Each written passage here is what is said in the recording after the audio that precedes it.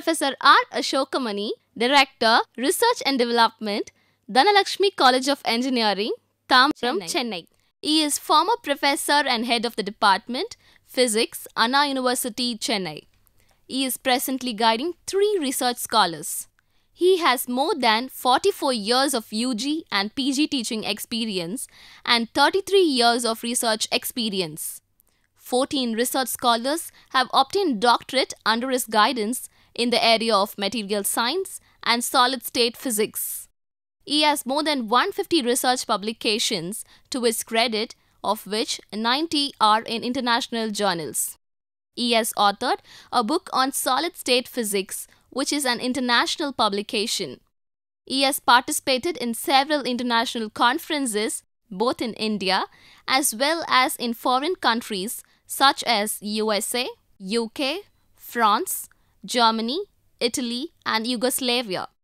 He has been a guest scientist at ICTP, Italy, several times. He is a fellow and treasurer of Tamil Nadu Academy of Sciences.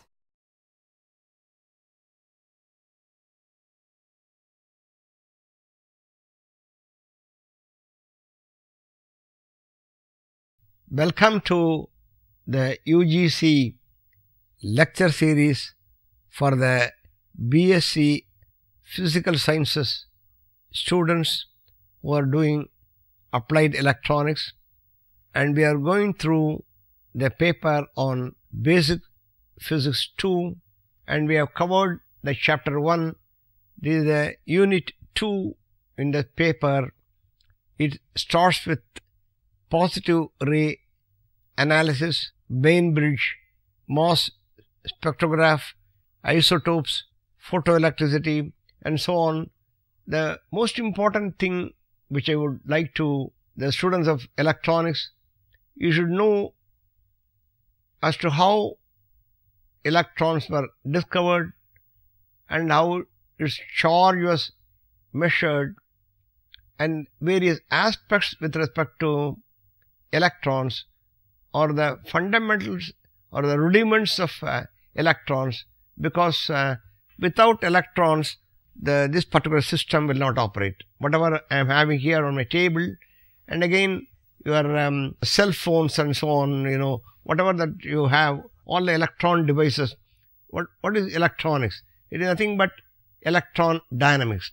How electrons behave when you apply electric field, how electrons behave when you apply a magnetic field, or how electrons behave when you apply both electric field and magnetic field. What do you observe in the cathode ray oscillograph?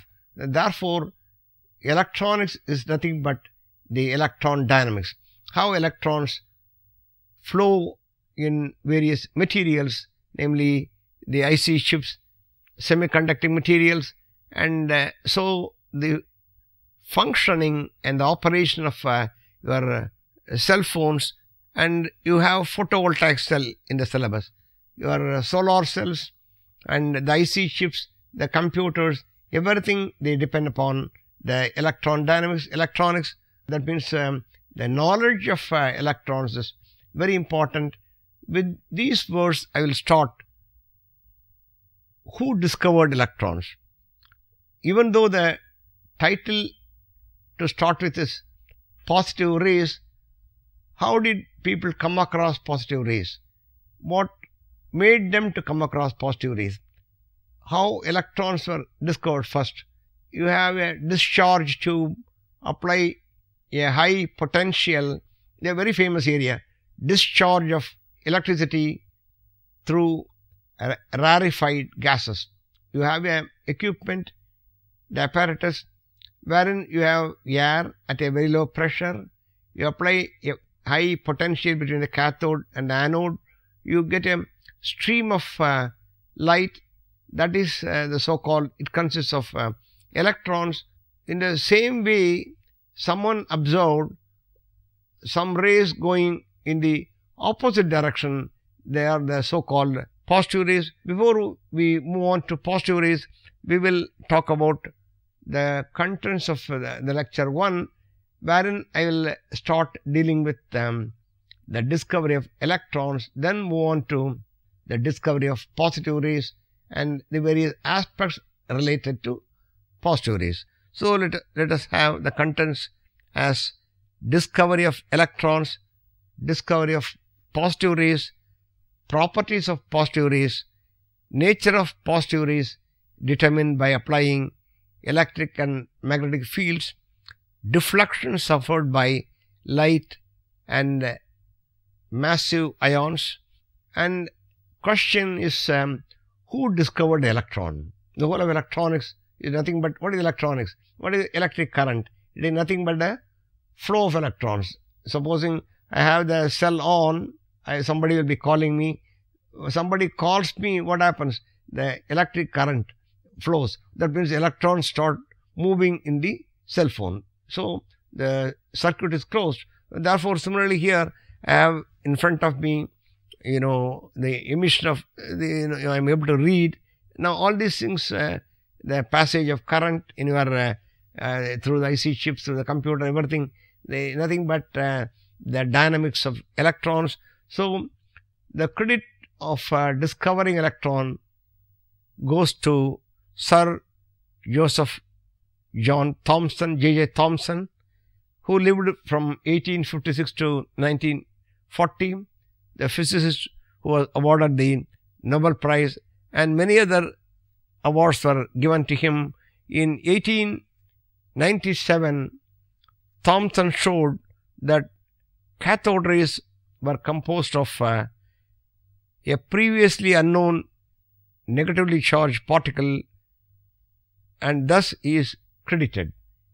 Prior to 1897, cathode rays were observed, that is, rays going from cathode to anode. They are called cathode rays.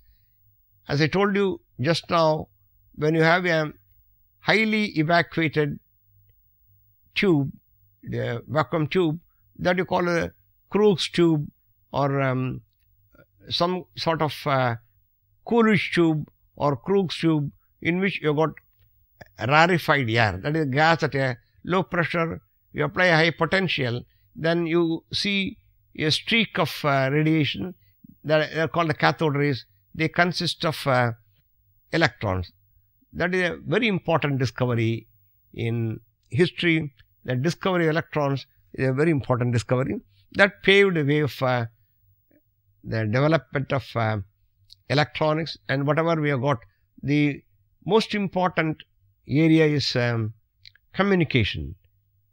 That is the proportionally, if you take any other field, the major advancement has taken in the revolutionary thing is in communication. What we did not have about 100 years back, we now passed on from 1897 to 1997 and so on. In 120 years, the rapid communication is due to the discovery of electrons and the development that took place in electronics and so on.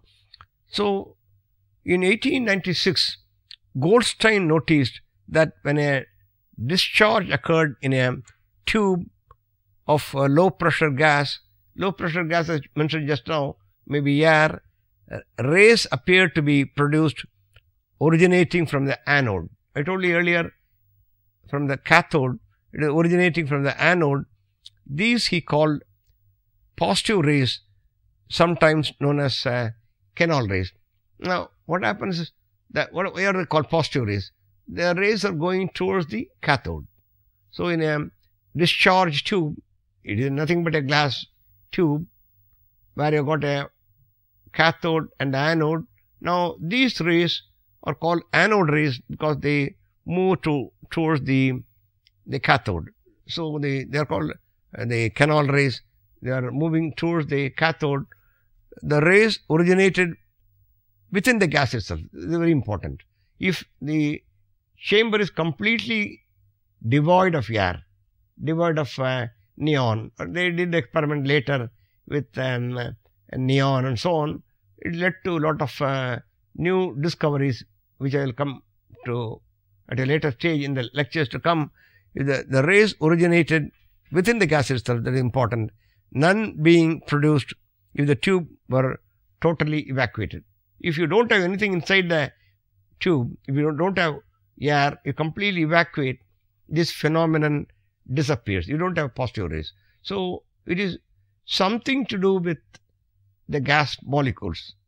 Only because of the presence of the gas molecules, or only from the gas molecules the positive rays come. That is the important point, right? So without the gas, you don't have positive rays at all. It realized these positive rays were composed of particles, and these particles were positive ions to the gas in the tube. You got a gas, somehow or other the gas is ionized, and the positive particles are there, and these positive particles lead to what are called positive rays. Now we do not know what are the constituents of the positive rays. So this is the apparatus which was used by Thomson. The properties of positive rays were first investigated by J.J. Thomson in 1906 using this apparatus. You got a gas chamber, you got an anode here, you got a cathode here. You apply a high potential between the anode and the cathode. Okay, you got a screen here, something like the CRO, cathode ray oscillograph. You got a screen here. Then you apply an electric field, or you can apply north pole, south pole. You can apply both the electric field and the magnetic field. They are called the cross fields. So you apply an electric field along the direction x-axis in a mutually perpendicular direction. You can apply the magnetic field. Why do you apply the electric field? To know whether the particle that you are talking about, you find some particle, the positive rays, they are called positive rays, and what kind of particles are contained in the positive rays. To find that, you apply an electric field, magnetic field, and both fields. So you got a cathode here, anode here, you got a gas, it can be evacuated, and the discharge of electricity through gases in a very big area. J.J. Thomson worked intensely in this area. What happens when you got a cathode and the anode and apply a high potential difference between these two? He studied as a function of pressure. You evacuate a chamber. You will call rarefied gas. That means you start with some pressure, go down to lower and lower pressure, and see what happens. At very low pressure only you get electrons. Similarly, at very low pressure only you get what are called the positive rays. Okay. To understand the positive rays, the constituents of the positive rays, you subject the positive rays to magnetic field and electric field simultaneously. A discharge occurs in the low pressure gas in the bulb at the left hand end of the apparatus, producing positive rays that pass through the anode into the right hand end of the tube. Here they go through the electric and magnetic fields that act in the y direction. The electric and magnetic forces on the particles are therefore at right angles to each other. Therefore, you apply the electric field and the magnetic field, as I told you just now, in two mutually perpendicular directions. When the particles strike the fluorescent screen, a parabola is produced by the particles having different velocities. Supposing in the gas you got particles with differing masses, particles having different, maybe ionic masses, those with high velocities having originated closest to the anode. Now therefore, when you apply both fields on the screen, you got a screen here, the traces are obtained at different points. If you got only one kind of ion, suppose the positive rays are made up of only one kind of ion, then you will be having only one point or only one parabola. Two parabola are shown made by particles with different masses m1 and m2, and m1 is greater than m2. m1 you got a parabola here, m2 is another parabola, right? Now we go through the properties of positive rays. Let us have a break. We will come back to the properties after the break.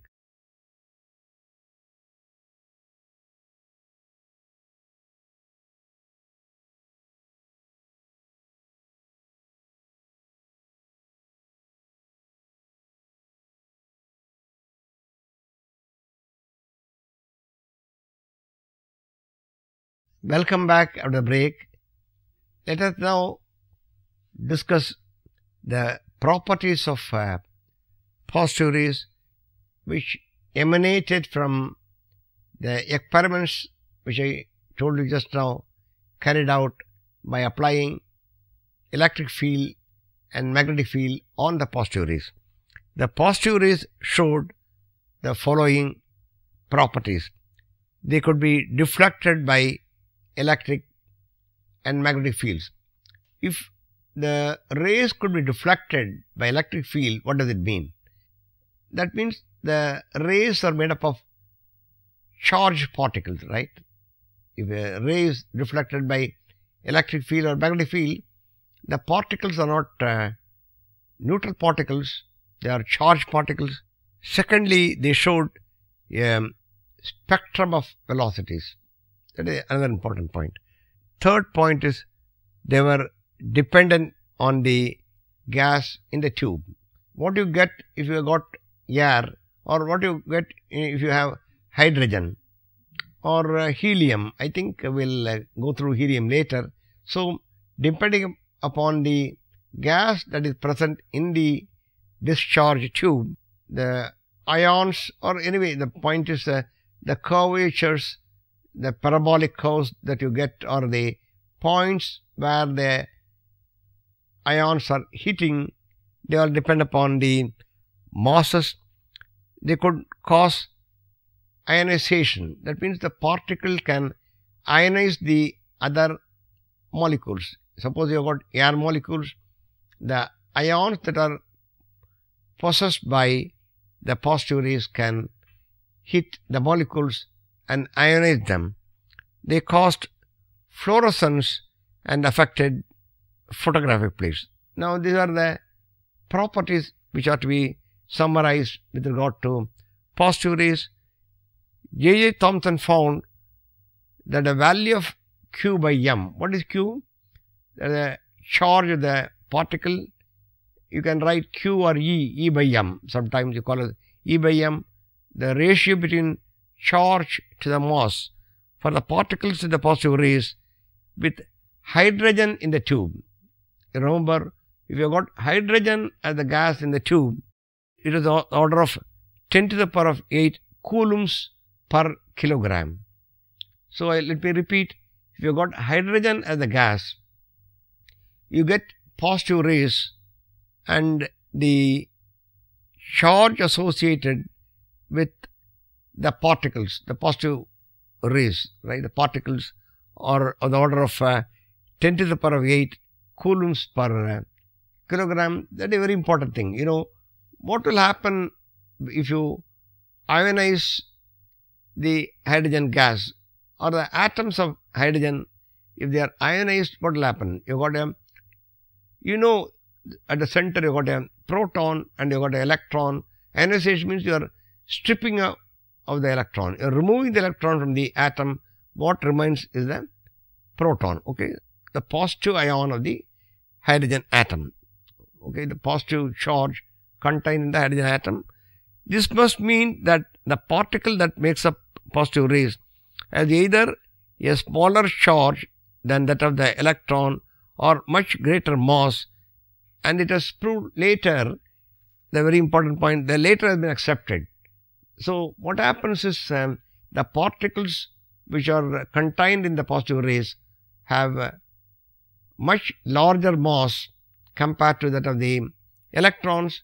You know, the E by M value for the electrons were determined by Thomson himself. You all know, as students of electronics, the electrons are discovered by J.J. Thomson, whereas the charge was discovered by whom? There is a famous book written by Millikan with the title The Electron, right? The whole book is on the discovery, or the people call the nerve-wracking process by which Millikan discovered the charge contained by the electron, the famous Millikan's oil drop experiment, which I will be dealing with in the lectures to come. So, Millikan discovered the charge of the electron, but the specific charge E by m was again discovered by J.J. Thomson. What is specific charge? It is nothing but E by m or Q by m. The specific charge was determined again by J.J. Thomson, the man who discovered the electron. The experiment showed that the massive particle, which are the fundamental particles which make the positive rays, are massive compared to the electron. That means the particle that makes up the positive rays have either a smaller charge than that of the electron or much greater mass. Indeed, they have got a mass much greater. In 1897, J.J. Thomson discovered the electron. The electron is a tiny particle, almost 2000 times lighter than the hydrogen atom, and a negative charge. Thomson referred to the electrons as corpuscles. They are previously known as the cathode rays in a vacuum tube. More or less what we saw earlier, the positive charge of the rays was not identified until 16 years later. After the discovery of the positive rays, the positive charge was noticed. People came to have the knowledge, the fundamental particle, nature of the particle, when Wien deflected them in a magnetic field. The positive rays got deflected when they are subjected to a magnetic field. It was done by Wien. 16 years after the discovery of the positive rays, they were much harder to deflect. What do you mean by harder to deflect? The deflection produced is smaller. That means they are more massive compared to the electron. If you apply the same amount of magnetic field, the deflection caused by on the electron will be much larger compared to that of the positively charged particles contain the positive rays.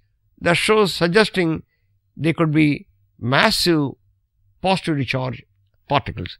Wien had used electric and magnetic fields to examine the positive rays. He found their maximum specific charge was around 2000 times.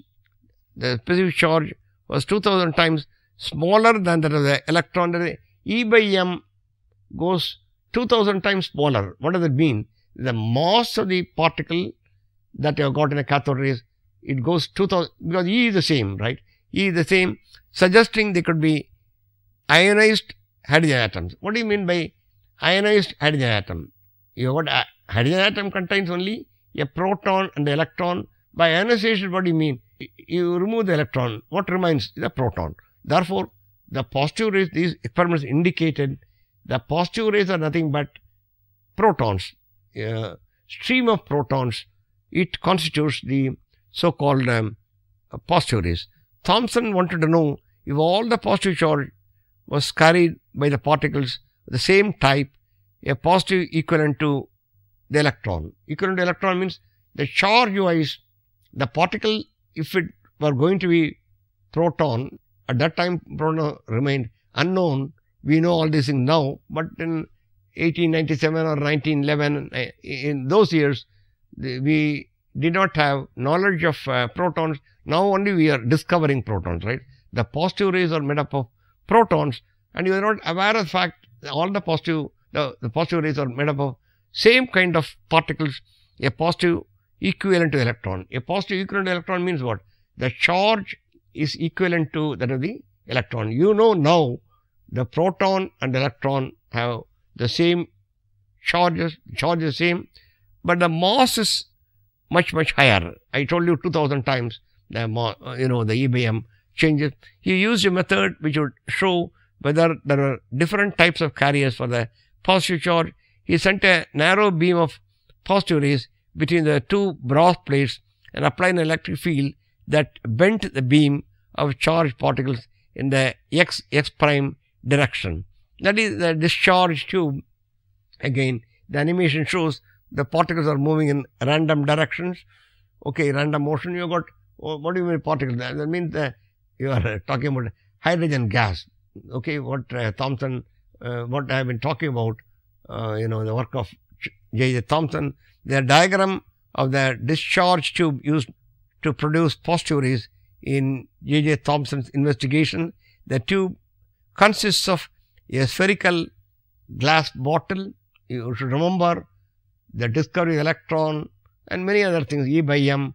The things which are done by J.J. Thomson simply had a glass container, but the only thing is you have to apply a high potential and you have to take a lot of care. The interesting thing, one should try to perform experiments with a lot of patience as a function of what he did was as a function of pressure, the discharge of electricity through rarefied gases. The tube consists of a spherical glass bottle containing a gas at low pressure. As a function of pressure, that is what you are doing with electrodes at each end of the tube. Okay. But he then put coils at the same point, generating a magnetic field to bend the beam along the YY direction, YY prime direction. Along XX prime direction, you apply electric field. Along YY prime direction, you apply the magnetic field. Thomson's apparatus deflected the positive rays using an electric field in the X prime direction and a magnetic field in the Y prime direction before allowing them to fall on the photographic plate. The action of both fields, their combined fields, makes the ions of the same mass to charge ratio, E by M or M by E, mass to charge ratio, M by E, fall onto the same parabolic curves. Fast ions are reflected less. Obviously, fast ions should be reflected less than slower ions, but this only affects their position on the curve, not which curve they fall on. If the gas in the discharge tube contains different sorts of ions with different specific mass, they will be split up into separate parabola by the time they hit the photographic plate. If the gas contains different species, the masses of the ions will be different. This study led to the very famous area, the so-called mass spectrometers. After this, I will pass on to one of the spectrometers which was discovered by Bainbridge. That is the next thing that I should do. Let us now pass on to summary of what I have told you so far. Electrons discovered by J.J. Thomson in 1897. Positive rays were discovered by Goldstein. Positive rays were subjected to electric and magnetic fields to understand the nature of the constituents of these rays. If the gas in the discharge tube contains different sorts of ions with different specific mass, they will be split into separate parabola. And you have got the following questions for which we expect the answer from you. Who discovered the electron? Who determined its charge? How were the positive rays analyzed? What kind of particles are found in positive rays?